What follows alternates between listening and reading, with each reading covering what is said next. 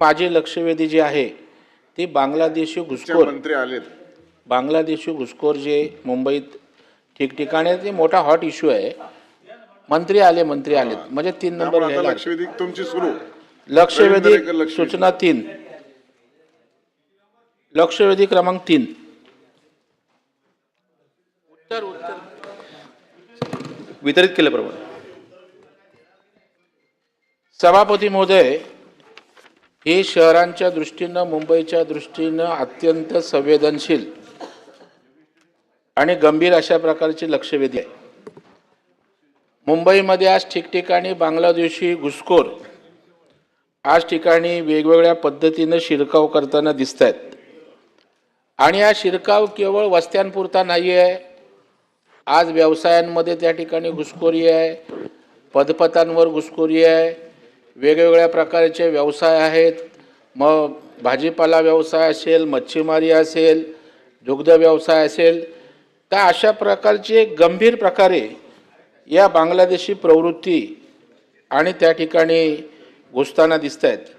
सभापतीमध्ये या अनुषंगाने मी थोडी माहिती देतो की अवैध बांगलादेशी नागरिकांची ओळख पटवून दिलेले आधार आणि अन्य खोटे दस्तऐवज रद्द करावेत आणि कायद्यानुसार निर्गमन म्हणजे डिपोर्टेशन प्रक्रिया तातडीनं राबवावी. ही कारवाई ड्रगमुक्त व अतिक्रमणमुक्त मुंबई या व्यापक योजनेचा भाग आहे, असे निर्देश शासनाने यापूर्वीच दिलेले आहेत.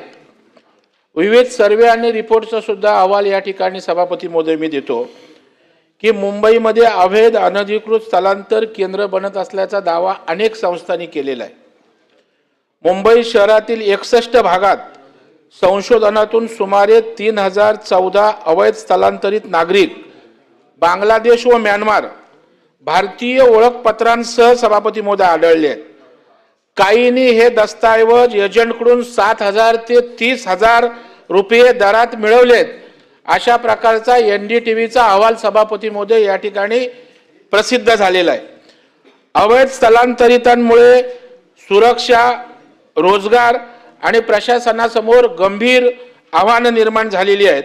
अनेक चर्चासत्रात अनेक तज्ज्ञांनी अशा प्रकारचं उदाहरणासहित त्या ठिकाणी आपलं मत व्यक्त केलंय. मुंबई पोलिसांनी 3 वर्षात 1758 बांगलादेशी नागरिकांना त्या ठिकाणी अटक केली. त्यापैकी 1238 लोकांना मंत्री महोदय त्या ठिकाणी डिपोर्ट करण्यात आलेला आहे. आणि हा मुंबई पोलिसांचा तुमचाच रिपोर्ट आहे सभापती महोदय.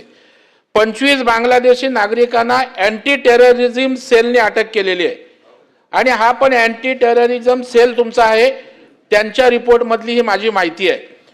मुंबईतील 70% अवैध मुस्लिमांकडे आधार कार्ड सारखी कागदपत्र आहेत.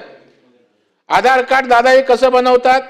पश्चिम बंगालमध्ये बॉर्डरवरनं येतात, तिथल्या शाळांमध्ये ॲडमिशन दाखवतात, बॅकडेटेड सर्टिफिकेट देतात, तिथलं आधार कार्ड बनवतात, त्या आधारे मुंबईत येतात आणि इथे या सगळ्या डॉक्युमेंट्स बनवतात. सभापती महोदय, टाटा इन्स्टिट्यूट ऑफ सोशल सायन्सच्या अहवालामध्ये 70% अवैध मुस्लिमांकडे अशा प्रकारचे आधार कार्ड सारखे कागदपत्रे आढळलेली आहेत. डिपोर्ट केली गेलेली बांगलादेशी महिला 6 महिन्यानंतर पुन्हा अवैध प्रवेश करून मुंबईत आढळली. म्हणजे तुम्ही पाठवलीत, परत ती त्या ठिकाणी येते. याचा अर्थ आपलं पोलीस किती कमी पडते सभापती महोदय. तर या संदर्भात मुंबईला सुरक्षेचा धोका केवळ जमिनीवरच नाही सभापती महोदय, तर पाण्याच्या माध्यमातून, सीफेसच्या माध्यमातून पण त्या ठिकाणी आहे. 149 किलोमीटर समुद्र किनारा बांगलादेशी मुस्लिमांनी त्या ठिकाणी ताब्यात घ्यायला सभापती महोदय सुरुवात केलेली आहे. कोस्टल लाईनवर छोटे मोठे अवैध दर्गे निर्माण झालेत.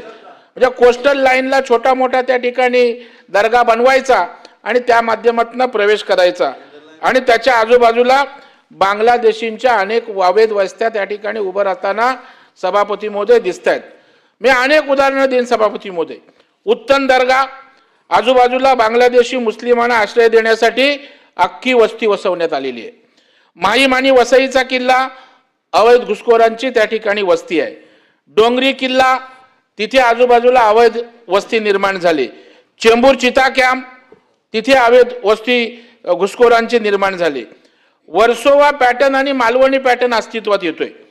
महसूल विभागाचं रेकॉर्ड सभापती महोदय तपासून बघा, 70% ही शासकीय जमीन आहे.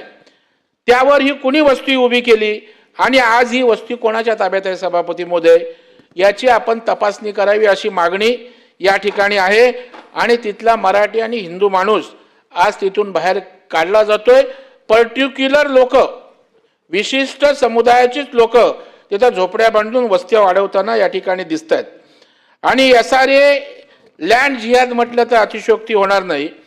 झोपडपट्टी पुनर्वसन प्रकल्पात पात्र झोपडपट्टी धारकांना घरे दिली जातात आणि दलालांच्या माध्यमातून मोठी रक्कम घेऊन अपात्र लोकांना पात्र केलं जातंय. अनेक हिंदू कुटुंबांना अपात्र केलं जातंय. गेल्या 5 वर्षामध्ये प्रत्येक झोपडपट्टी पुनर्वसन योजनेत पात्र केलेल्या लाभार्थ्यांची यादी एकदा SRAने प्रकाशित करावी. यातील प्लॅट जिहाद लक्षात येईल. सभापती महोदय, झुंडीच्या झुंडी एखाद्या बिल्डिंगमध्ये येत आहेत, तिथली लोक त्या ठिकाणी त्रस्त होत आहेत, गाठोडं घेऊन येत आहेत आणि तिकडे डायरेक्ट घुसत आहेत, तिथलं वातावरण पूर्णपणे खराब करतायत. यामध्ये लक्ष घालण्याची आवश्यकता आहे. सभापती महोदय, पालिकेतील भ्रष्ट डॉक्टरांनी 237 जन्मदाखले बांगलादेशींना बोगस त्या ठिकाणी दिले आहेत. मुंबईतील सर्व उपनगरांमध्ये असलेल्या फेरीवाल्यांची जर तपासणी केली सभापती महोदय, तर काही हजारात बांगलादेशी फेरीवाले दिसून येतील. त्यांच्याकडे बोगस आधार कार्ड मंत्री महोदय त्या ठिकाणी दिसतील. आणि मुंबईला जर उद्ध्वस्त करायचं असेल आणि ती जर ताब्यात घ्यायची असेल तर सामाजिक लोकसंख्या बदलून एका विशिष्ट समाजाची लोकसंख्या वाढवायची अशा प्रकारचा घाट जणू पूर्वनियोजित आहे, असा माझा स्पष्ट आरोप या लक्षवेधीच्या माध्यमातून आहे. सभापती महोदय, विषय अत्यंत ज्वलंत आहे. या विषयाचा स्कोपही मोठा आहे आणि त्याच्यामुळे लक्षवेधीला थोडा वेळ द्यावा अशा प्रकारची माझी विनंती आहे. सभापती महोदय, मुंबईतील सर्व पदपथीवरील फेरीवाले, मुंबईतील उत्तन दर्गा, माहीम आणि वसईचा किल्ला, डोंगरी किल्ला, चेंबूर चिता कॅम्प, वर्सोवा, मालवणी, मुंबईतील मच्छी मार्केट, SRA प्रकल्पातील लाभार्थी या सर्व ठिकाणी अवैध बांगलादेशी मुस्लिमांना शोधण्यासाठी कोणती शोध मोहीम शासन हाती घेणार आहे किंवा सद्यस्थितीत कुठल्या यंत्रणा उपलब्ध आहेत. दुसरा प्रश्न, बांगलादेशी घुसखोरांना शोधण्याचं काम हे व्यापक स्वरूपाचं सभापती महोदय आणि त्यामुळे बांगलादेशी घुसखोरांना शोधण्यासाठी मुंबई पोलीस दलामध्ये स्वतंत्र विभागाची निर्मिती सरकार त्या ठिकाणी करू शकतं का, ते करणार का, अशा प्रकारचा दुसरा माझा स्पेसिफिक प्रश्न आहे. आणि या विभागाला IPS अधिकारी आणि सर्व प्रकारचं मोठं संख्याबळ असलेले पोलीस अधिकारी, कर्मचारी आणि सुसज्ज अशा प्रकारची यंत्रणा त्यांना आपण उपलब्ध करून देणार का, अशा प्रकारचा सभापती महोदयांच्या माध्यमातून आपल्याला माझा प्रश्न आहे. मंत्री महोदय. सभापती महोदय, ह्या लक्षवेधीच्या माध्यमातून सन्माननीय सदस्य प्रवीणजी दरेकर यांनी एक महत्त्वाच्या विषयाला त्यांनी हात घातला आणि लक्ष वेधून घेतलेलं आहे. नक्कीच ह्याच सभागृहामध्ये आपण अनेक वेळेला